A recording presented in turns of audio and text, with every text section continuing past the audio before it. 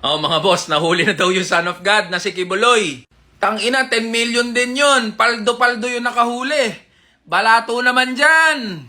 O ngayon, pwede na ba nating pag-usapan yung mga tunay na issue ng mga manggagawa at ordinaryong Pilipino? Puro kayo drama dyan sa Senado at sa Kongreso Ilang buwan na paulit-ulit na hearing. Halos lahat ng asset ng gobyerno, pinagde-deploy nyo kung saan-saan. Dyan sa tanginang kakadrama nyo, bumaba na ba presyo ng bilihin? Tumaas na ba sahod ng mga manggagawa? Pinag-usapan na ba yung provincial rate? Yung PhilHealth funds na pinagdidiskitahan ito ni Recto? Yung bilyong-bilyong korupsyon ng mga ahensya ng gobyerno, napag-usapan na ba?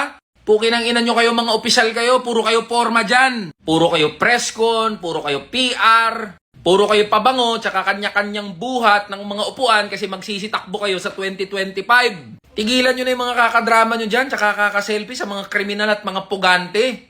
Tangina, smokescreen lang naman lahat yan sa tunay na issue ng mga manggagawa at ordinaryong Pilipino. Di namin kailangan ng drama at entertainment. Kailangan namin buwagin nyo yung provincial rate, pababain yung presyo ng mga bilihin, at i-address yung garapalang korupsyon sa lahat ng ahensya ng gobyerno.